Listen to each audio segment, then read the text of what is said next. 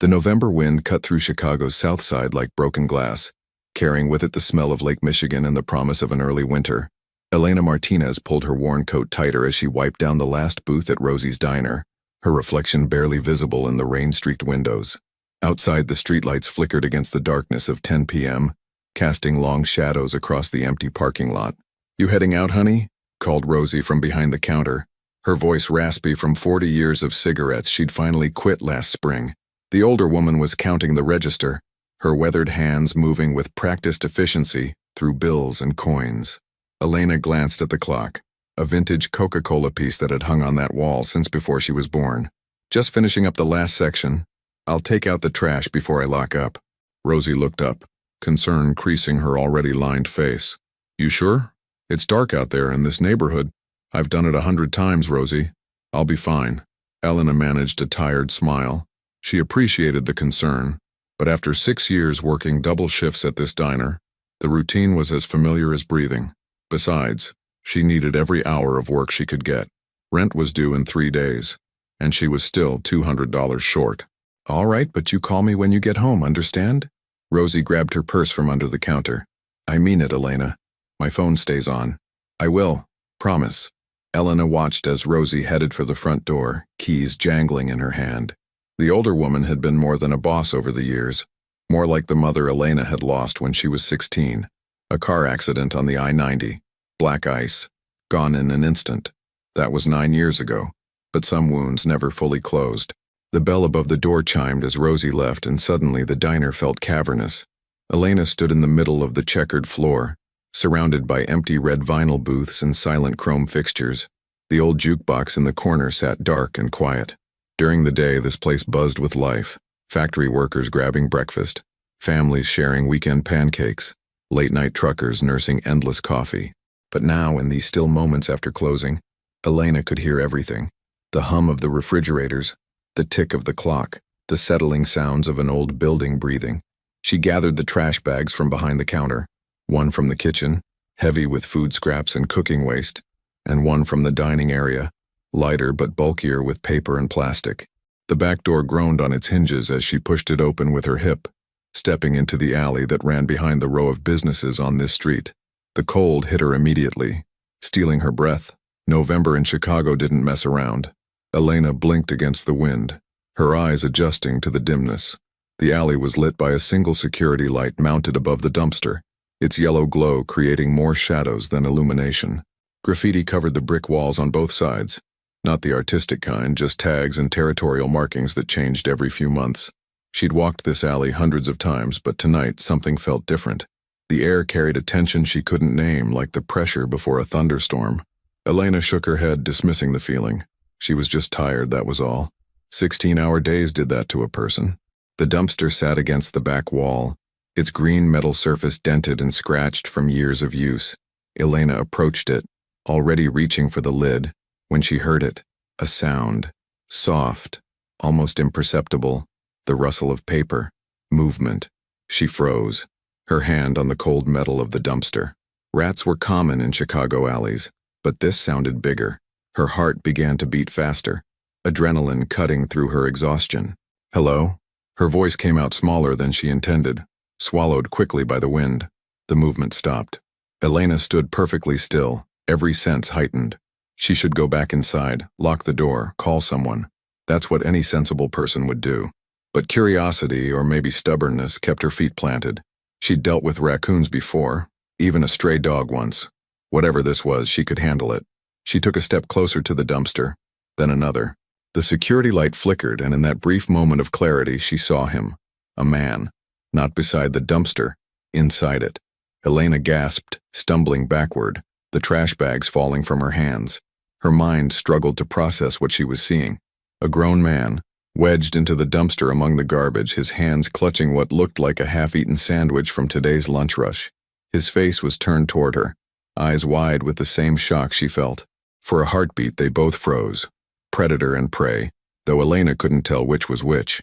Then he moved, trying to pull himself out of the dumpster, and that's when Elena saw the blood.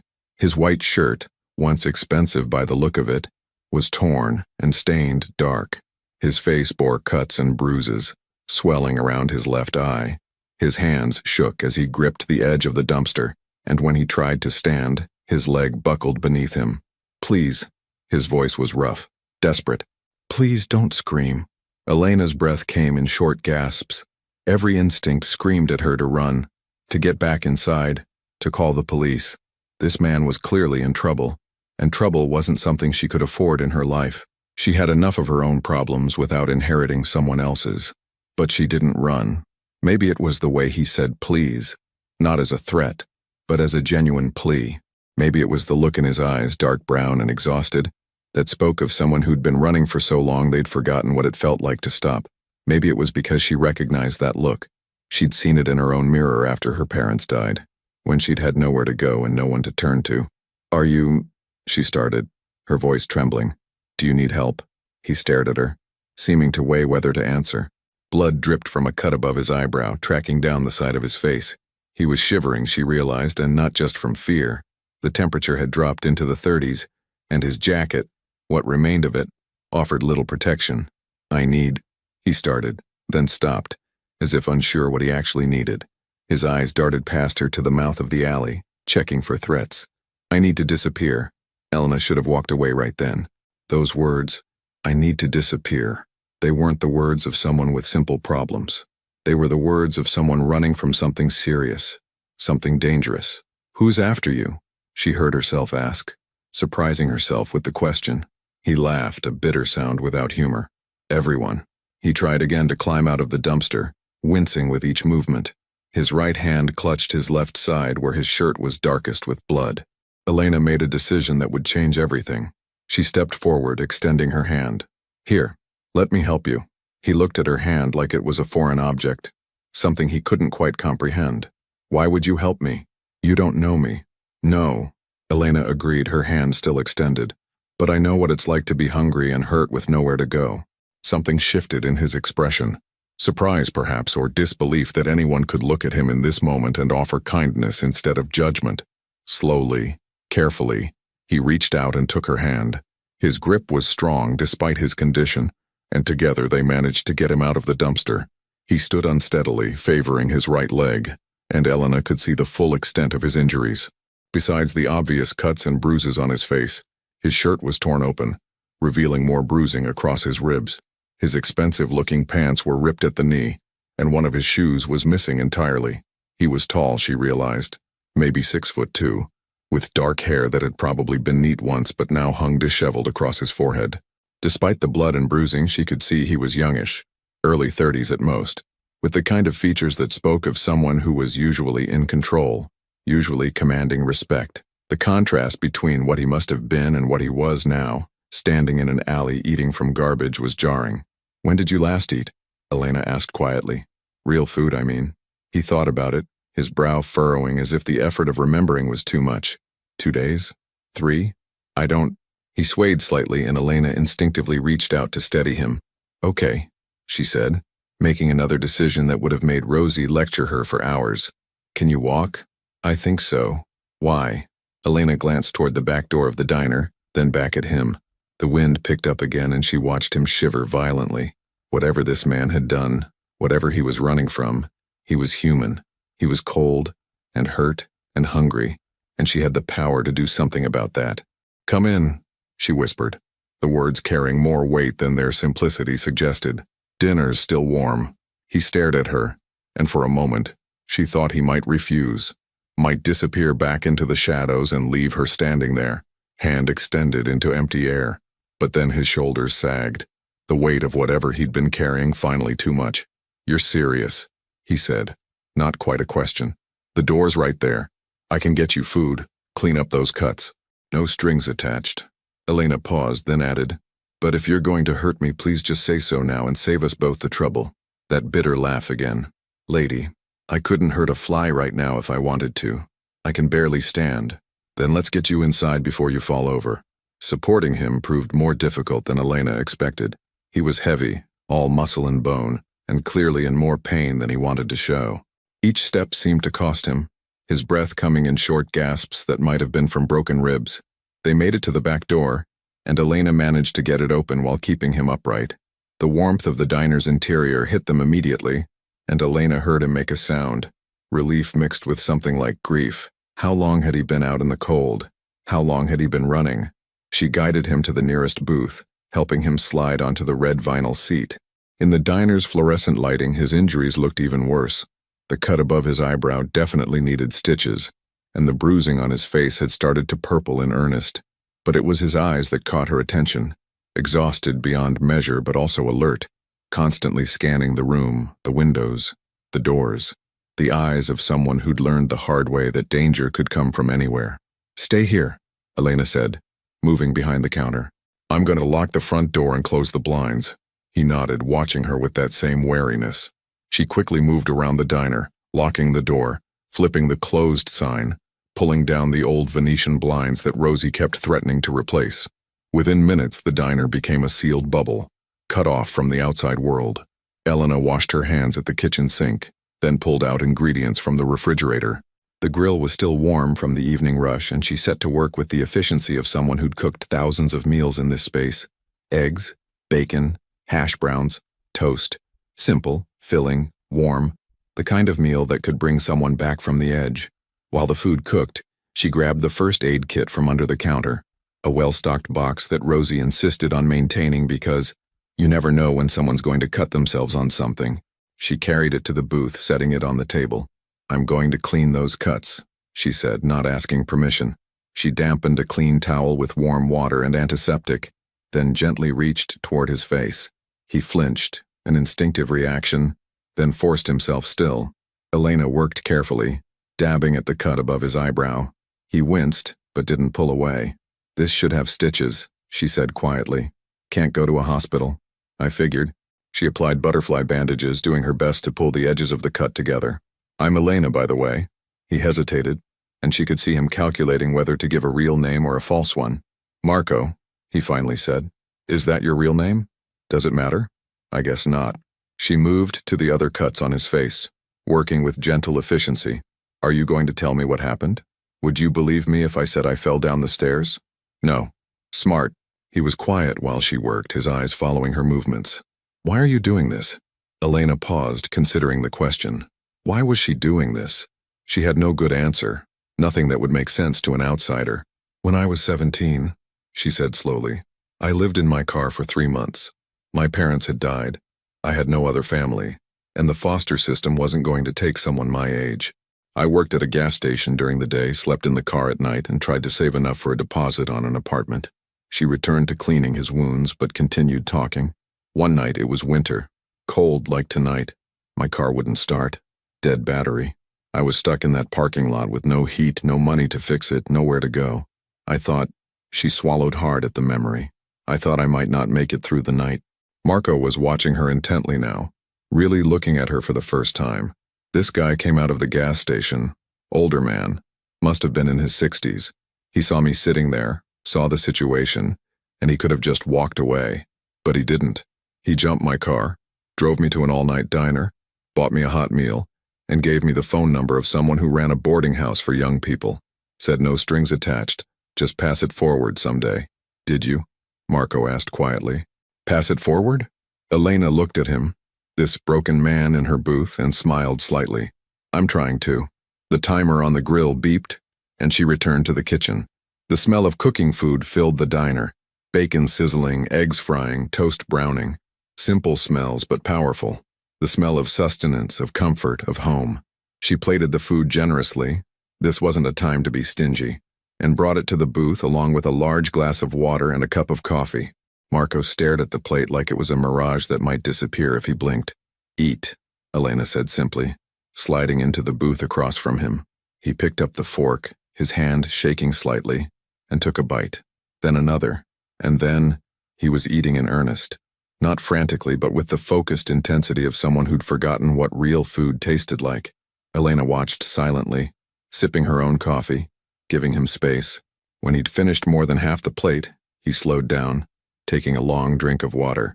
"Thank you," he said, and there was genuine emotion in those 2 words. "You have no idea what this means." "You're welcome." Elena wrapped her hands around her coffee mug, feeling its warmth. "Do you want to tell me what happened? Who did this to you?" Marco set down his fork, his expression hardening. "The less you know, the safer you are." I think we're past that point, don't you? I've already helped you. If someone's looking for you and they find out I fed you, gave you shelter. She let the sentence hang. He studied her, seeming to wage an internal battle. Finally, he sighed. What do you know about organized crime? Elena's stomach tightened. Only what I see in movies. Movies get it wrong, Marco said, his voice flat. They make it seem glamorous, exciting. The truth is darker, uglier. It's violence and fear and people who see other humans as tools to be used or obstacles to be removed. And you're part of that world, Elena said, not quite a question. Was, Marco corrected. I was born into it. My father ran operations on the South Side for 30 years. When he died 5 years ago, I took over. Not because I wanted to, but because it's what was expected. What I'd been groomed for since I was old enough to understand what my family really did. Elena tried to process this information. The man sitting across from her eating eggs and bacon in her diner ran organized crime operations. Should run, maybe. Past tense. What changed? Marco laughed that bitter laugh again. I did. Or I tried to. Turns out you can't just walk away from that life. They don't give you a retirement party and a gold watch. He touched the cut above his eye, wincing. I tried to go legitimate. Started moving money into legal businesses, cutting ties with the dirty operations. Thought I could transition everything clean over time. Someone didn't like that, Elena guessed. My second in command, Victor. Marco's jaw tightened just saying the name. He saw it as weakness, betrayal of everything we stood for. He convinced others that I'd lost my edge, that I was going to bring everything down. He paused, staring at nothing. 2 nights ago, they came for me. My own men. People I'd trusted with my life. How did you escape? Barely. Victor wanted it to look like a rival gang hit, so they took me to a warehouse near the docks. I managed to get free during transport, broke the driver's nose, jumped from a moving vehicle. Been running ever since. He gestured to his injuries. They've been hunting me. Every street, every business, every contact I have, they're all watching, waiting. Elena felt the weight of what he was telling her. This wasn't a simple story of someone down on their luck. This was someone being actively hunted, someone whose life was in immediate danger, and by helping him, she'd put herself in danger too. You should have told me this before I brought you inside, she said quietly. I know. I'm sorry. If you want me to leave right now, I understand. Elena looked at him, really looked at him. Beneath the blood and bruises, beneath the expensive clothes now ruined, she saw something she recognized. Fear, yes, but also determination. And something else, shame. He was ashamed of what he'd been, of the life he'd led, of the violence he'd surely been part of. When you tried to go legitimate, Elena asked, were you serious? Or was it just a strategy? Marco met her eyes. I was serious. I've done things. He stopped, swallowed hard. I've done things I can't take back. Hurt people, destroyed lives. I can't change the past, but I thought maybe I could stop making it worse. Build something different. But Victor, the others, they didn't want different. They wanted what they'd always known. The diner's old clock ticked steadily, marking seconds that felt heavy with consequence. Outside, a car drove past, its headlights briefly illuminating the closed blinds before moving on. Somewhere in the city, men were looking for Marco, hunting him with the intention to finish what they'd started. Elena thought about the man who'd helped her years ago, who'd given her a chance when he had no reason to. She thought about the thousands of customers she'd served in this diner, each with their own stories, their own struggles. She thought about her own journey, from a scared teenager sleeping in a car to a woman with a home, a job, a life she'd built from nothing. There's a storage room in the back, she said finally. It's small, but there's an old couch back there that Rosie uses during her breaks. You can stay there tonight. Tomorrow we figure out what comes next. Marco stared at her, disbelief clear on his face. You're serious? After everything I just told you? You said you were trying to change. Maybe you deserve a chance to actually do that. Elena stood up, collecting his empty plate. But I need you to promise me something. What? Don't make me regret this. Don't bring violence into this place. This diner, it's not much, but it's good. It's clean. People come here because it's safe, because it's predictable. If you staying here puts that at risk, I understand, Marco said, standing slowly, carefully. And for what it's worth, I promise no violence. If they find me, I'll leave before anything happens here. Elena nodded, then gestured for him to follow her. They moved through the diner, past the kitchen, to a door marked storage. Inside was exactly what she'd described. A small room lined with shelves holding supplies, and in the corner, an old brown couch that had seen better days. "It's not much," Elena said. "It's everything," Marco replied quietly. She brought him a blanket from the top shelf, clean but old, used for emergencies. "The bathroom's through there if you need it. There should be soap and clean towels under the sink." "Elena," Marco said as she turned to leave. "Why are you really doing this?" She paused in the doorway, considering. "Because everyone should get a chance to be better than their worst moment. Because someone helped me once when they didn't have to. Because," she smiled slightly, "because dinner was still warm." She left him there, closing the door quietly behind her. In the main diner, she cleaned up the plate and cup, wiped down the surfaces, and tried to process what she'd just done. She'd brought a fugitive, a criminal, someone being actively hunted into her workplace, into a place she'd spent 6 years building trust and relationships. This could end badly. This could end very badly. But as Elena locked up the diner and stepped out into the cold November night, she couldn't bring herself to regret it. Something about Marco's eyes, about his story, about the way he'd said, "I was trying to change." It had resonated with something deep inside her. She pulled out her phone to call Rosie as promised, but paused before dialing. What would she say? Everything was fine? That was technically true. Nothing had happened yet. Elena dialed the number. "Hey Rosie, it's me. I'm heading home now. Everything's locked up." "Good, good.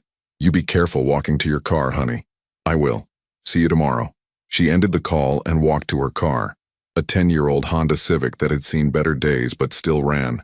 As she drove through Chicago's streets toward her small apartment, Elena couldn't shake the feeling that her life had just changed in ways she couldn't yet understand.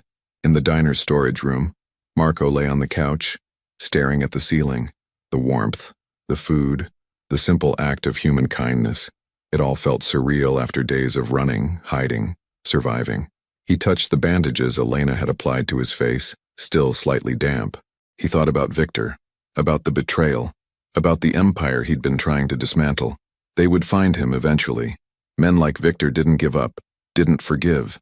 The only question was how much time he had. But tonight, for the first time in days, Marco felt something other than fear and desperation. He felt hope. Fragile, uncertain hope, kindled by a waitress who'd looked at him eating from garbage and offered dinner instead of judgment. He closed his eyes, exhaustion finally pulling him under. Tomorrow would bring its own challenges, its own dangers. But tonight, he was warm, fed, and safe. Tonight, that was enough. Outside, the November wind continued to blow through Chicago's streets, carrying with it the scent of coming snow and the weight of choices made. In the distance, sirens wailed, the constant soundtrack of the city. But inside the diner, all was quiet. The first chapter had closed, but the story was just beginning. Morning came too early for Elena. She'd barely slept, tossing and turning in her small apartment, her mind replaying the events of the previous night. Every time she closed her eyes, she saw Marco's face, bruised, exhausted, desperate. She saw herself making choices that any rational person would question. What had she been thinking? Bringing a stranger into the diner, a stranger who admitted to being part of organized crime? But then she remembered his eyes, the shame in his voice when he talked about his past, the way he'd said, "I was trying to change." That had to mean something, didn't it? The alarm on her phone buzzed at 5:30 a.m. and Elena dragged herself out of bed. The Chicago morning was dark and cold, frost forming patterns on her window. She showered quickly, the hot water helping to clear the fog from her brain, and dressed in her usual work clothes, black pants, white shirt, comfortable shoes, the uniform of someone who spent 12 hours on their feet. As she drove back to the diner through empty streets, Elena's hands gripped the steering wheel tighter than usual. What would she find when she got there? Would Marco still be there? Would he have left in the night, disappearing as suddenly as he'd appeared? Part of her hoped he had. It would be simpler, safer.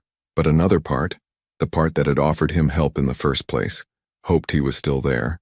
The diner's parking lot was empty when she arrived at 6 a.m. She unlocked the front door, flipped on the lights, and stood for a moment in the familiar space. Everything looked normal. Booths in neat rows, counter-cleaned coffee pots ready to be filled. No sign that anything unusual had happened here just hours ago. Elena moved through her opening routine on autopilot, starting the coffee, preheating the grill, checking inventory, setting up the register. But her mind was elsewhere, focused on the storage room door at the back of the diner. She hadn't heard any sounds from there yet. Maybe he really had left. She was pouring her first cup of coffee when she heard it, a soft creak from the back. Her heart jumped, and she set down the pot carefully, trying to steady her suddenly shaking hands. The storage room door opened slowly, and Marco emerged. In the morning light, he looked different. Still injured, still bruised, but somehow more human. He'd cleaned himself up, his face washed, his hair combed back with wet fingers, his torn shirt buttoned as best it could be over the bandages she'd applied. He moved stiffly, clearly in pain, but there was a determined set to his shoulders. "Good morning," Elena said quietly, aware that her voice sounded too loud in the empty diner. "Morning." Marco paused in the doorway, as if unsure whether he was allowed to come further. "I hope it's okay that I used the bathroom sink. I tried not to make a mess." "It's fine." Elena poured a second cup of coffee, adding cream and sugar, and brought it to him. "How did you sleep?" He accepted the cup, wrapping his hands around it like she had the night before. "Better than I have in days. That couch is more comfortable than it looks." He took a sip, closing his eyes briefly. "Thank you. For everything." They stood there awkwardly. Two strangers connected by circumstances neither fully understood. Elena noticed details she'd missed in the darkness and chaos of last night. The strong line of his jaw beneath the bruising, the way he held himself despite the injuries, the expensive watch still on his wrist that he somehow hadn't pawned or lost.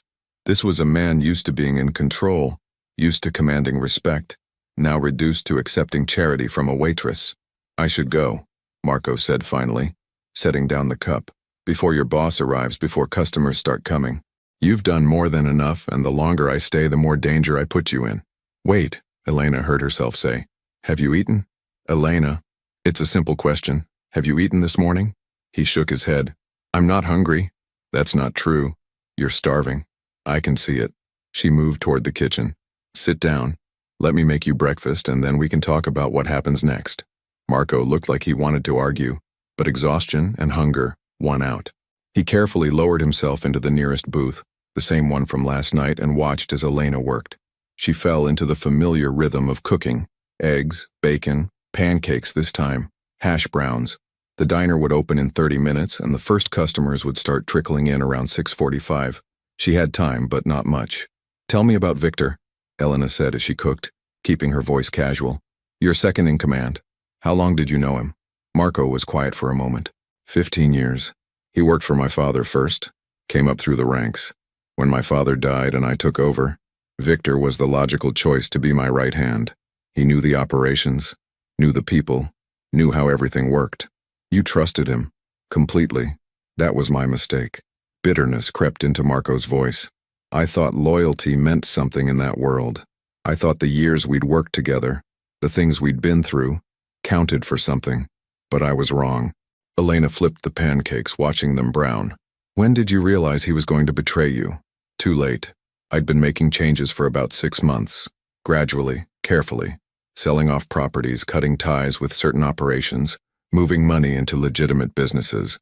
Victor voiced concerns, but I thought he'd come around eventually. I thought once he saw we could make just as much money legally, he'd understand. But he didn't. No. To him, to the others, what I was doing looked like weakness. In that world, weakness gets you destroyed. They started holding meetings without me, making decisions, questioning my judgment. I should have seen it coming, but I was so focused on the end game, getting out clean, that I missed the warning signs. The food was ready. Elena plated it and brought it to the booth, sliding in across from Marco. He stared at the breakfast like it was a feast. "Eat," she said simply. He did, more slowly this time than last night, savoring each bite.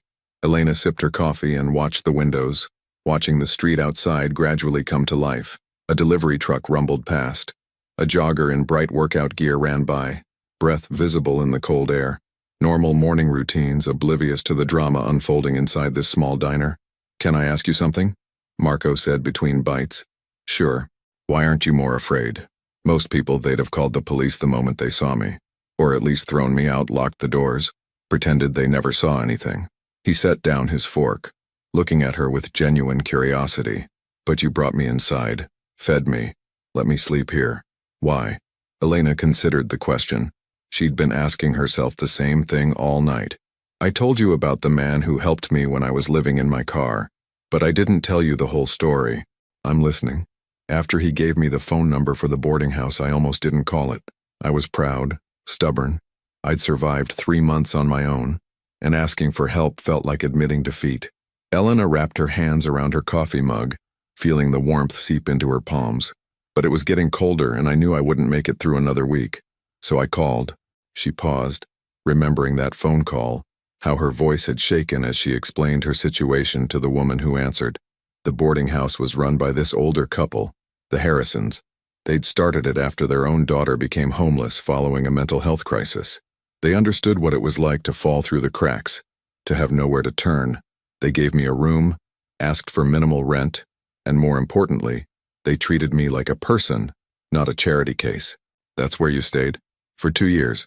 Mrs. Harrison helped me get my GED, then helped me apply for community college. I took business classes at night while working during the day. I was going to own my own restaurant someday, have something that was truly mine. Elena smiled, but it didn't quite reach her eyes. That didn't work out. College was more expensive than I thought, even community college. I had to drop out after 3 semesters. But you ended up here, Marco said. That's something. It is. Rosie hired me 6 years ago when I needed a job desperately. The Harrisons had told me I could stay as long as I needed, but I wanted to be independent, wanted to prove I could make it on my own. Rosie took a chance on me. I had no experience, no references, nothing. She just saw someone who needed an opportunity. Elena looked around the diner, at the worn booths and vintage fixtures, the faded pictures on the walls showing the diner in various decades. This place became my home. The regular customers became like family, and I learned that sometimes the smallest acts of kindness, letting someone prove themselves, offering a hot meal, giving someone a place to sleep, those acts can change everything. Marco was quiet, absorbing her story. So when you saw me in that alley, I saw someone who needed help. Someone who, despite everything he'd done, despite wherever he'd come from, was still human, still deserving of basic compassion. She met his eyes. Maybe I'm naive. Maybe I'm going to regret this. But I'd rather take that risk than become someone who can walk past suffering without stopping. Before Marco could respond, the front door opened. Both of them tensed, but it was only Rosie, arriving early as she often did. Elena, you're here already? Rosie called out, not yet seeing Marco in the booth. Couldn't sleep either, huh? I tell you, this cold weather plays havoc with my... She stopped mid-sentence, finally noticing the man sitting in the booth. Her eyes widened, taking in his bruised face, his torn clothes, the obvious signs of violence. Her gaze snapped to Elena, a dozen questions in that single look. Rosie, Elena stood quickly. This is Marco. He needed help last night. Rosie looked between them, her expression unreadable. She'd run this diner for 40 years, had seen everything Chicago's streets had to offer. She wasn't easily shocked, but this clearly caught her off guard. Help, Rosie repeated slowly. What kind of help? The kind where someone has nowhere else to go, Elena said carefully. I let him sleep in the storage room. I was going to talk to you about it this morning, I swear. I wasn't trying to hide anything. Marco started to stand. Ma'am, I'm sorry for any trouble. I'll leave right now if... Sit down, Rosie said firmly. She moved behind the counter, poured herself a cup of coffee, and studied Marco with the sharp assessment of someone who'd dealt with all types of people. You in trouble with the law? It's complicated, Marco admitted. Complicated meaning, yes. Rosie turned to Elena. And you just decided to bring him here? To my diner? I did. And if you want to fire me, I understand. But I'd make the same choice again. Rosie was silent for a long moment, sipping her coffee, thinking. Elena held her breath, aware that her impulsive decision last night might cost her not just her job, but the closest thing to family she had left. How long has it been since you ate a proper meal? Rosie finally asked Marco. He blinked, surprised by the question. 2-3 days before last night. Elena fed me then, too. And where will you go when you leave here? I don't know yet. Rosie sighed, a sound that seemed to come from deep in her chest. Elena, can I talk to you in the kitchen? Privately? Elena followed Rosie into the back, her heart pounding. Through the serving window, she could see Marco sitting in the booth, his posture tense, probably expecting the worst. All right, Rosie said once they were alone.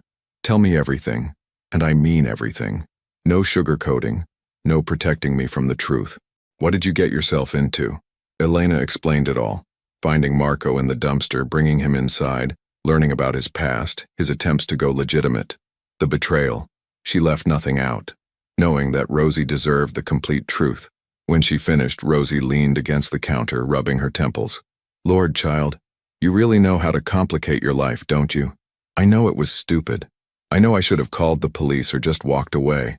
But Rosie, you always taught me that this diner stands for something, that we treat people with dignity, that we help when we can. How could I walk past someone who needed help and still call myself the person you trained me to be? Rosie looked at her, and Elena saw emotions warring in the older woman's eyes.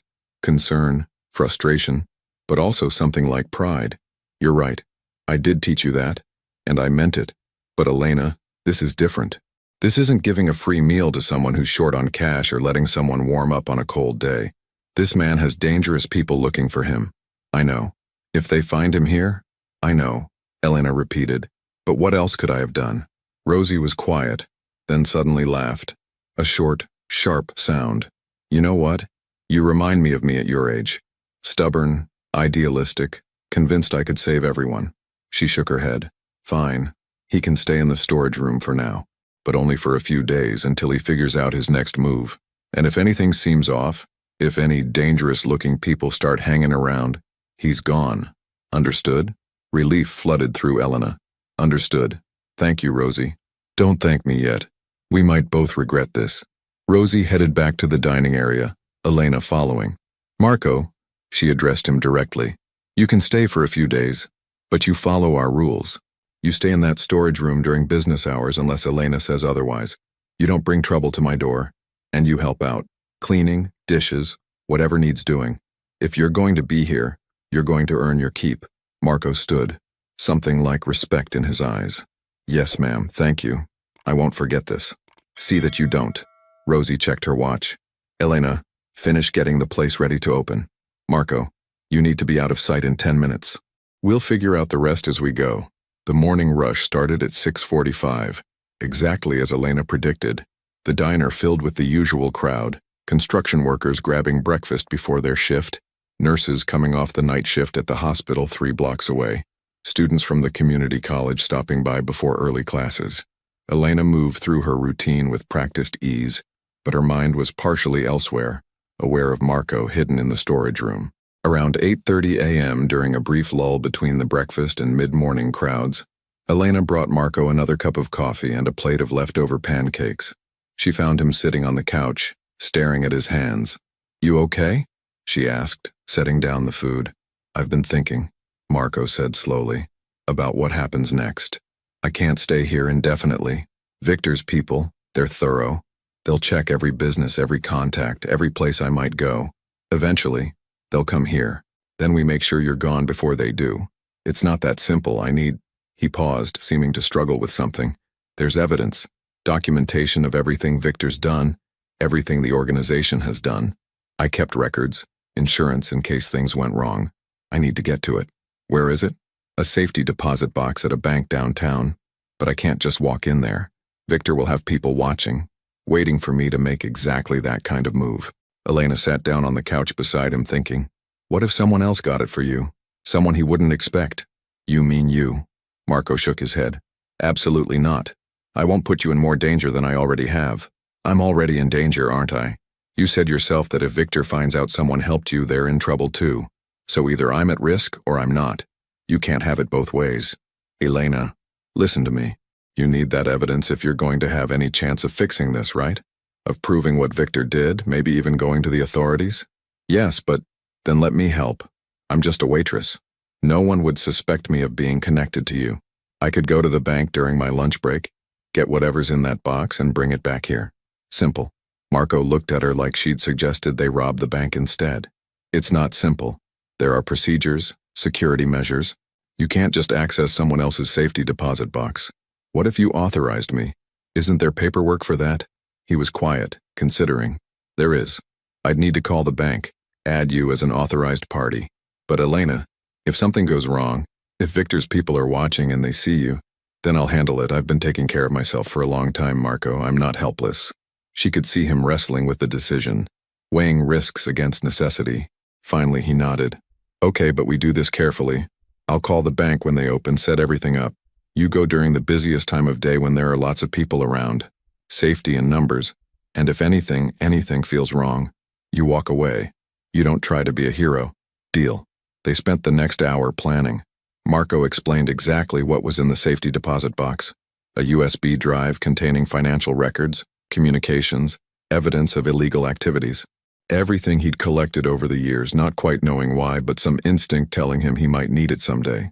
Why did you keep all this? Elena asked. If you were part of it, these records incriminate you too. I know, but I think part of me always knew I wanted out. Keeping the records was like keeping a door open. A way to leave if I ever found the courage. He looked at his hands again. My father used to say that in our world, information is power. The more you know, the more protected you are. I never thought I'd use it like this, though. At 11 a.m. during the late breakfast lull, Marco used Elena's phone to call the bank. She listened to his side of the conversation, noting how his voice changed. More formal, more authoritative. The voice of someone used to being obeyed. Yes, I need to add an authorized party to my safety deposit box. Elena Martinez. She'll be coming by this afternoon. Yes, I understand there's a fee. Thank you. He hung up and handed the phone back to Elena. It's done. They'll have your name at the front desk. You'll need your ID, and they'll verify with me before giving you access. The box number is 847. 847, got it. Elena, I mean it. If anything seems wrong, I know. Walk away. You've told me 3 times. He managed a slight smile. I'm not used to relying on other people for help, especially not people who have no reason to help me. You'll get used to it. The lunch rush started around 11:30 and Elena threw herself into work. Rosie noticed her distraction and gave her a sharp look but said nothing.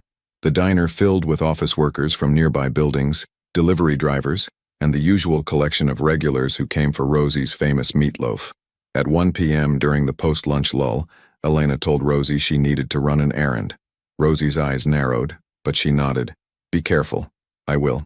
Elena changed out of her work shirt into a plain sweater she kept in her locker, trying to look more like a regular customer than a waitress. She told Marco she was leaving, saw the worry in his eyes, and gave him what she hoped was a confident smile. The bank was only 6 blocks away, close enough to walk despite the cold. Elena kept her head down, moving with purpose, trying to look like someone on a normal errand. She couldn't shake the feeling of being watched, though every time she turned around there was nothing suspicious. Just people going about their day. The bank was busy, which was good. Elena joined the line, waiting her turn, trying to control her breathing. This was simple. Walk in, show ID, access the box, walk out. Nothing to it. Next, please. Elena approached the desk, where a woman in her 50s with glasses and a nameplate reading Mrs. Chen smiled professionally. Hi, I need to access a safety deposit box. Number 847. I should be on the authorized list. Elena Martinez. Mrs. Chen typed on her computer, reviewing the information. Ah yes, Mr. Castellano called earlier. I'll need to see your ID, please. Elena handed over her driver's license, watching as Mrs. Chen compared the photo to her face, then made a few notes. Everything appears to be in order. If you'll follow me, please. They went through a secure door, down a hallway lined with more safe deposit boxes than Elena had imagined existed. Mrs. Chen used 2 keys, one from her desk, one that Marco had told Elena would be taped under the couch in the storage room, which she'd retrieved earlier, and opened box 847. Inside was a single USB drive exactly as Marco had described. Take your time, Mrs. Chen said. Just let me know when you're finished. Elena pocketed the drive, her heart racing. I'm done, actually. Thank you. The walk back to the diner felt longer than the walk there. Every car that slowed down, every person who looked at her twice, sent adrenaline spiking through her system. But she made it back without incident, pushing through the diner's door with relief. Marco was in the storage room, pacing like a caged animal. When Elena appeared with the USB drive, the relief on his face was palpable. Any problems? He asked immediately. None. It was easy. Elena handed him the drive. What now? Marco held the small device like it was made of gold. Now I have leverage. Evidence. A way to fight back instead of just running. He looked at Elena. I need to contact someone. Someone I trust who's not part of Victor's circle. A lawyer I used for the legitimate businesses I was trying to build. You can use my phone. Thank you, but I should do this from somewhere else. Using your phone could create a trail back to you. Marco paused. There's a payphone 2 blocks from here outside the convenience store. Do those still work? Elena almost laughed. Barely, but yes. You want to go now? After the dinner rush when it's dark? Less chance of being recognized? They waited, the hours crawling by. Elena worked the evening shift, serving regulars who asked about her day, making small talk, pretending everything was normal. But inside, her nerves felt stretched thin. It was nearly 8 p.m. when the dinner crowd finally thinned. Rosie had left at 7, trusting Elena to close up as she often did. Marco emerged from the storage room wearing a jacket Elena had grabbed from the lost and found.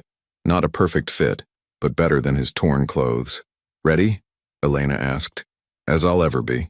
They left through the back door, moving quickly through the alley. The November night was bitter cold, and Elena pulled her coat tighter. The payphone was where she remembered, attached to the wall of a convenience store, somehow still functional in an age when everyone had cell phones.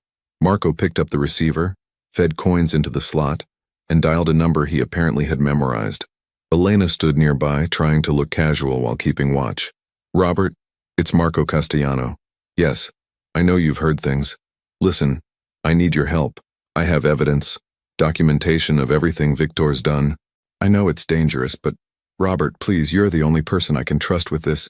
Elena watched his face as he talked, seeing hope and desperation warring in his expression. The conversation lasted maybe 5 minutes, though it felt longer. Finally, Marco hung up. Well? Elena asked. He'll help. He's scared, but he'll help. We're meeting tomorrow night at his office. Marco looked at Elena.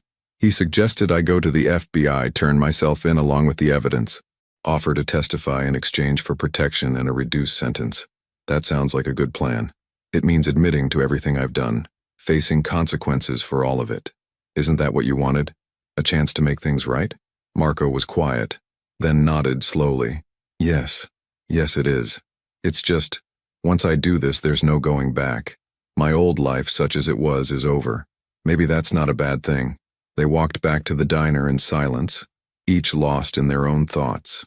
It wasn't until they were inside, door locked behind them, that Elena realized how much danger they were both in. Marco making contact with his lawyer, moving pieces into place. It all meant Victor would eventually find out, would come looking. As if reading her mind, Marco said, After tomorrow, you need to distance yourself from all this.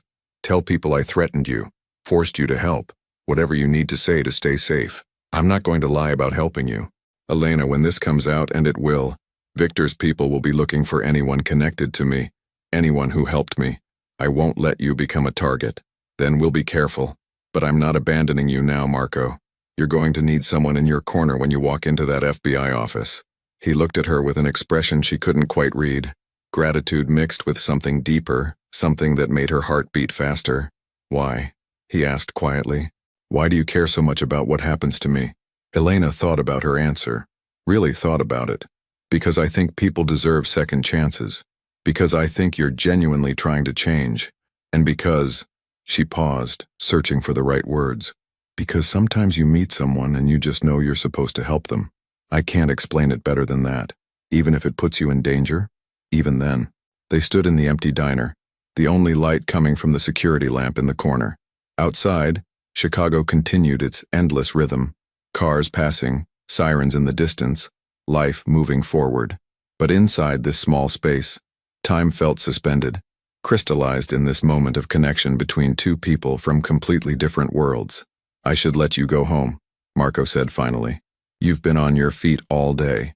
I should get some sleep, Elena agreed, but neither of them moved. Elena, Marco said, and there was something different in his voice now. I want you to know, when this is over, when I've testified and everything's done, I'm going to pay you back for this. For the food, the shelter, the help, all of it. I don't want your money, Marco. Then what do you want? She smiled. I want you to actually change, to become the person you're trying to be.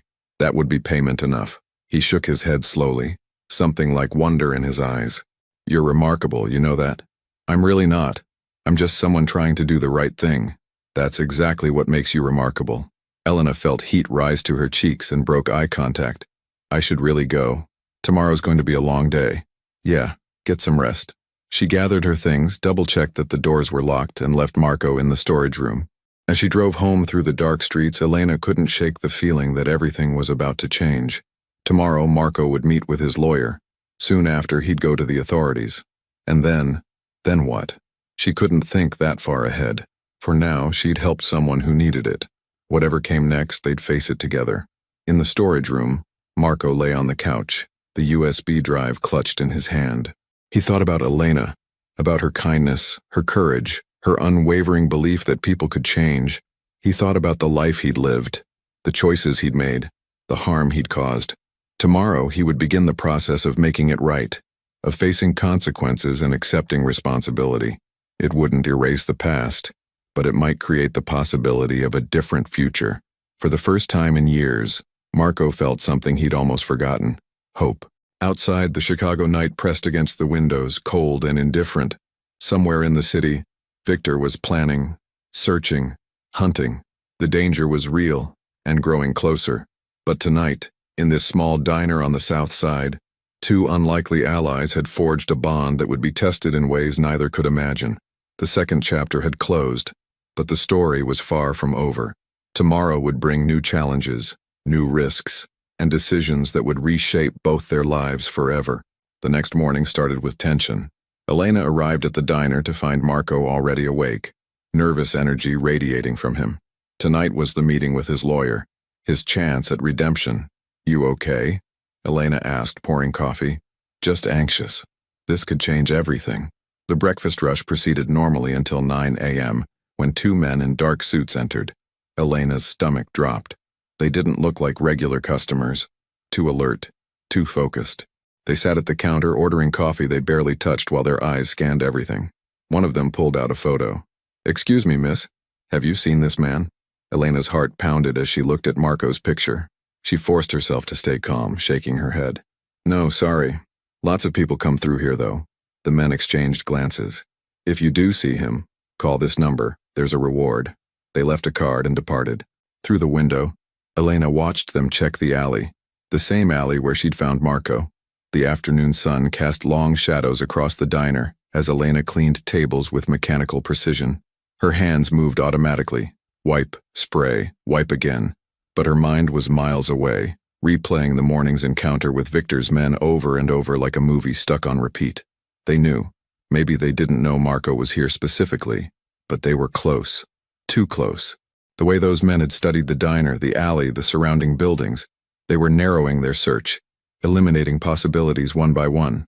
It was only a matter of time. Marco's meeting with his lawyer was scheduled for 8 p.m. at Robert's downtown office. 6 more hours. Could they make it 6 more hours without being discovered? "Elena, honey, you've wiped that same table 3 times now." Rosie's voice cut through her thoughts. The older woman stood behind the counter, concern etched deep in the lines of her face. "Talk to me. What's going on?" Elena set down her cloth and moved to the counter, keeping her voice low despite the diner being relatively empty. Just 2 customers in corner booths, both absorbed in their phones. Victor's people were here this morning, showing Marco's picture, asking questions.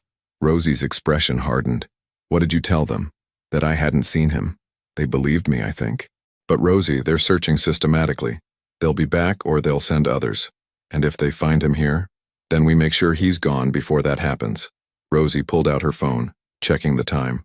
"When's his meeting?" 8 o'clock. Downtown. That's rush hour. Lots of people on the streets, lots of movement. Good.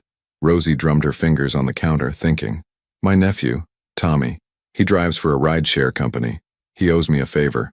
I could have him pick Marco up from the back alley, drive him to the meeting. No connection to you, no trail leading back here." Relief flooded through Elena. "Would he do that? For me?" "Yes. He's a good kid. Keeps his mouth shut." Rosie was already dialing. "Tommy, it's Aunt Rosie. I need a favor and I need you to not ask questions." While Rosie arranged transportation, Elena checked on Marco.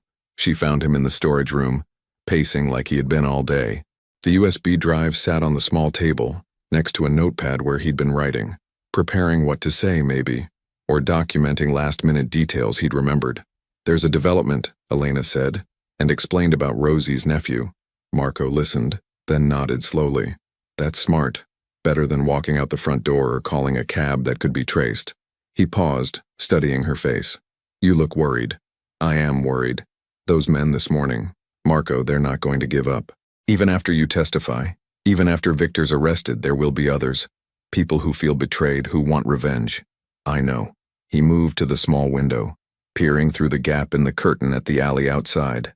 That's why witness protection exists. New name, new city, new life.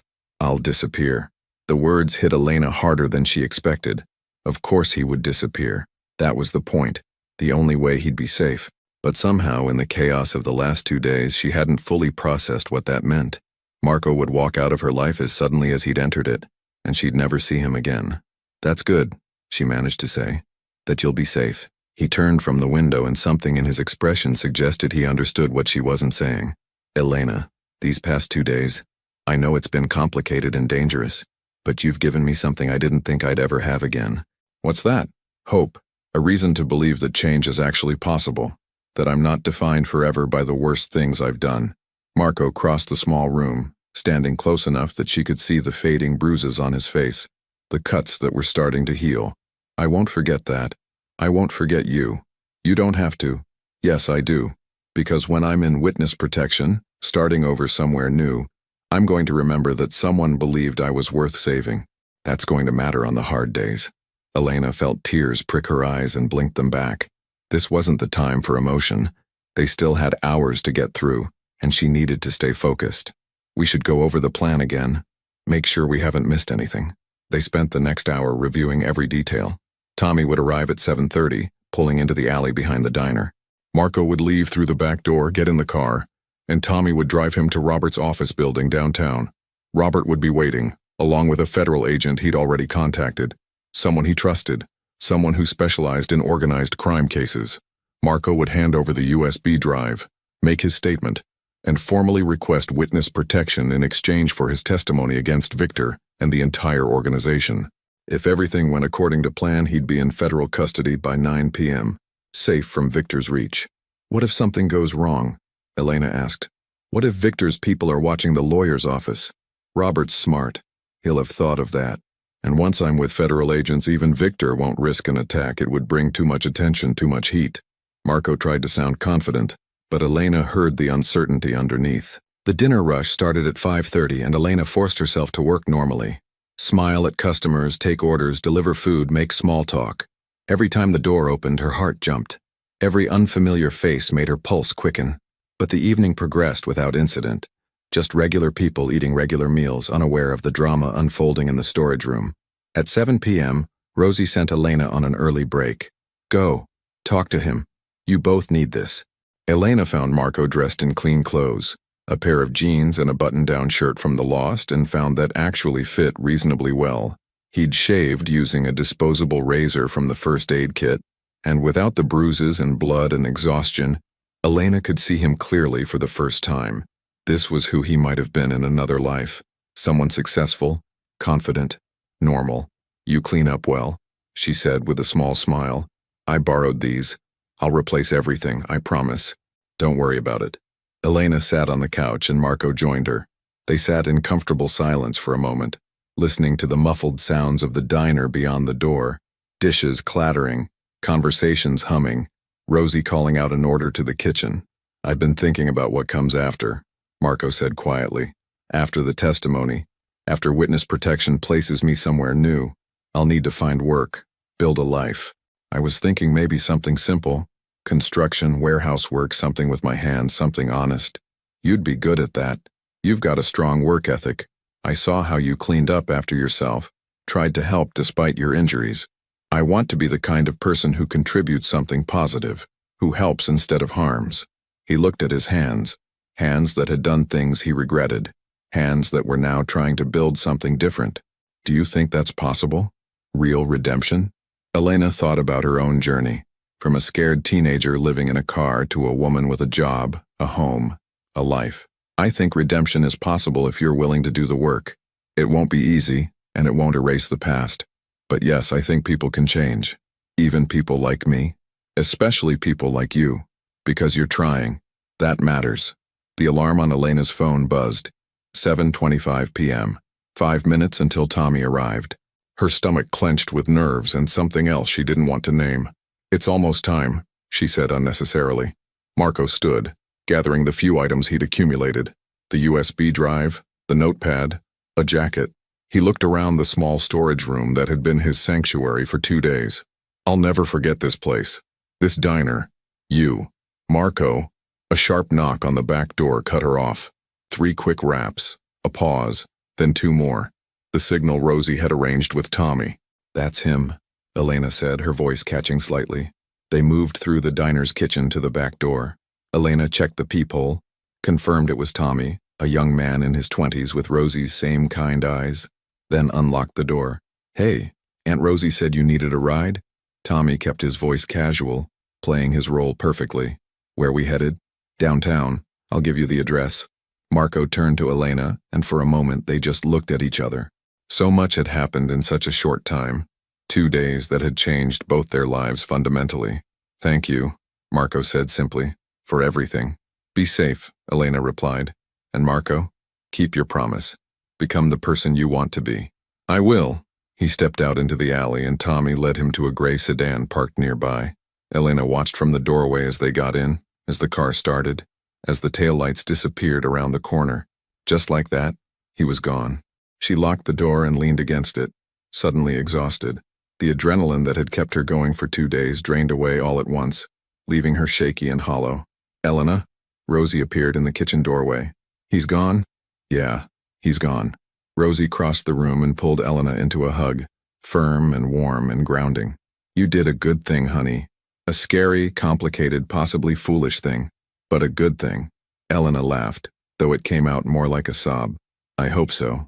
Now we wait and see what happens next.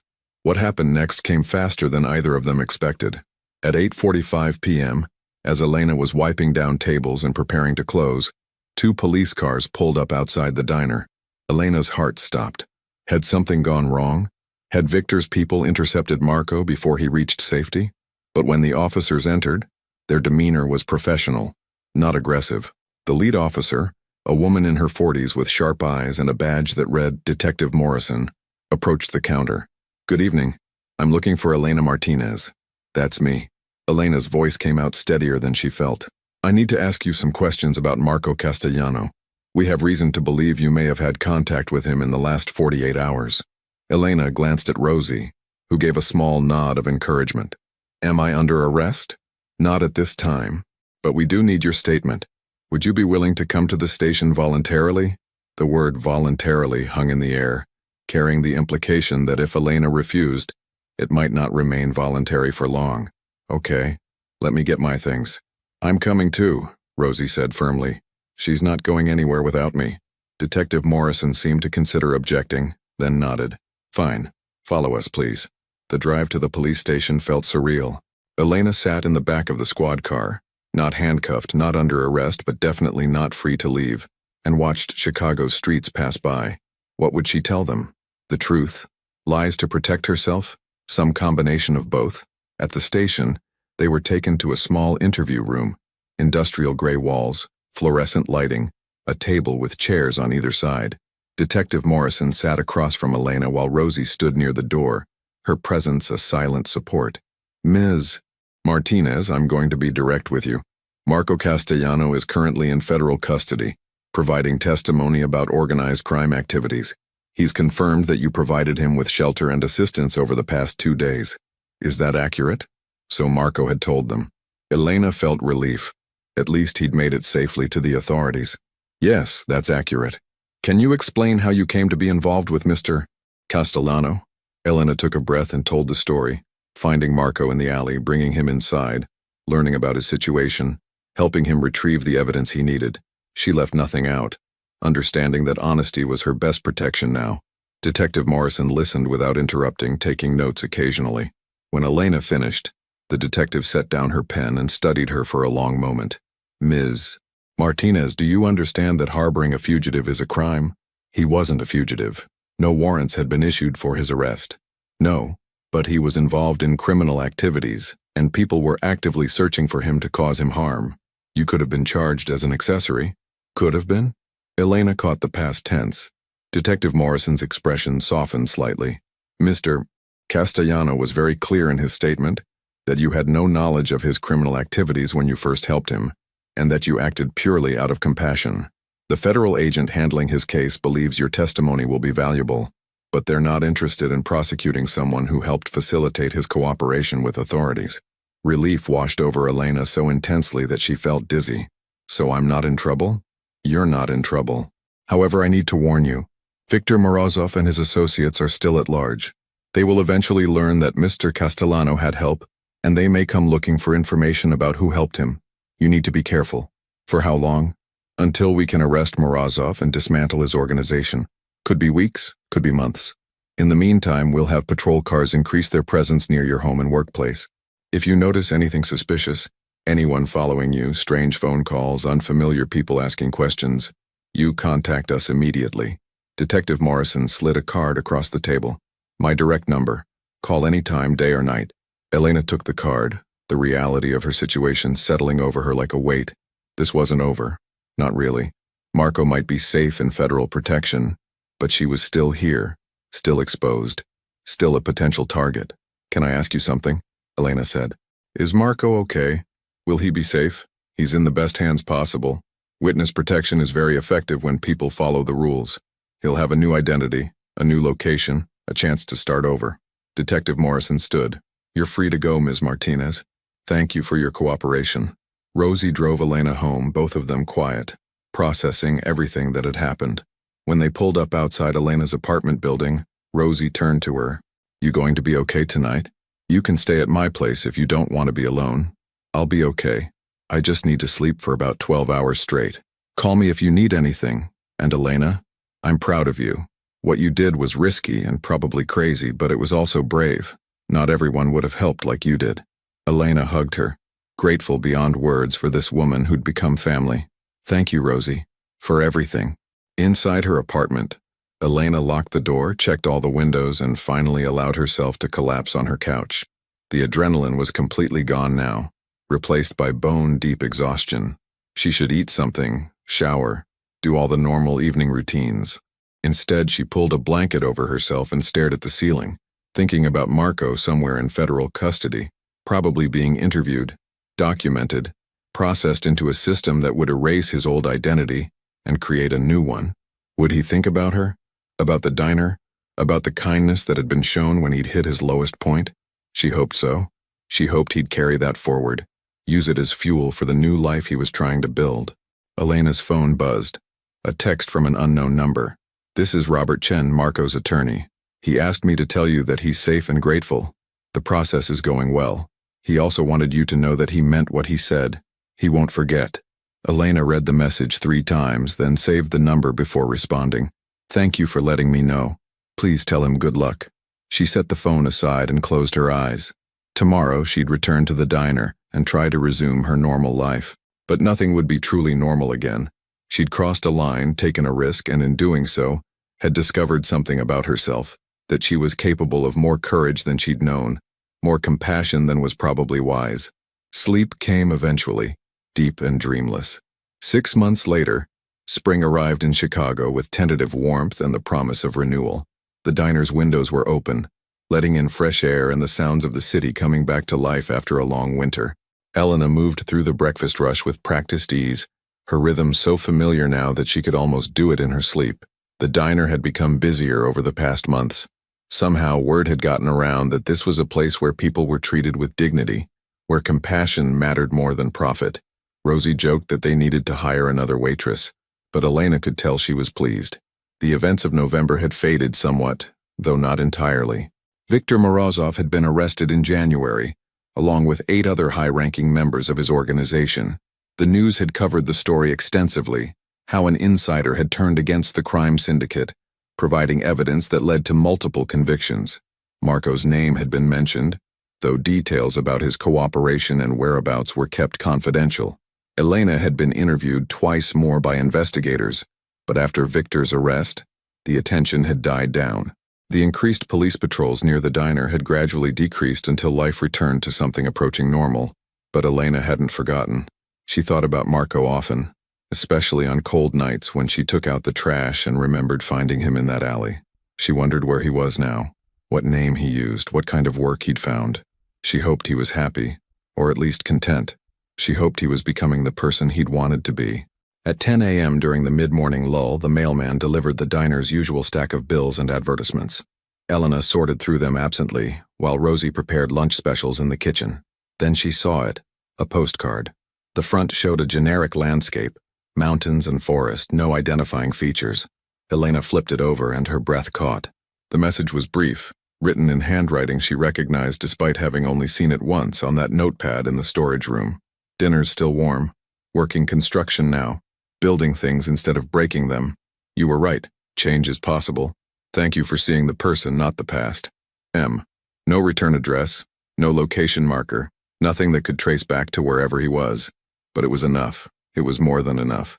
Elena felt tears sting her eyes. Happy tears this time. He'd made it.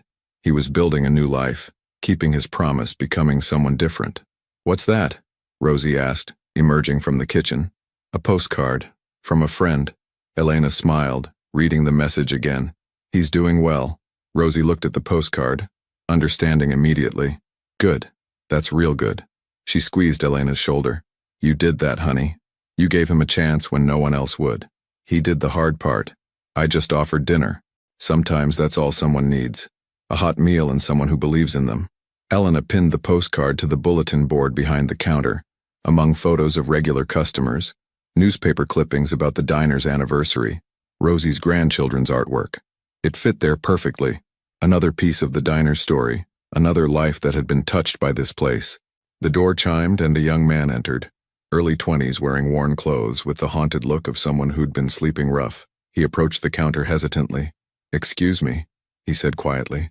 I don't have much money, but I haven't eaten in 2 days. Is there any way I could work for a meal? Wash dishes, clean whatever you need? Elena looked at him, seeing the desperation, the pride that made asking for help so difficult, the hope that someone might say yes. She thought about Marco eating from the dumpster. She thought about herself at 17 living in her car. She thought about the man who'd helped her when he didn't have to. Sit down, Elena said warmly, already moving toward the kitchen. Let me get you some breakfast, no work necessary. Really, but I can't pay. Don't worry about it.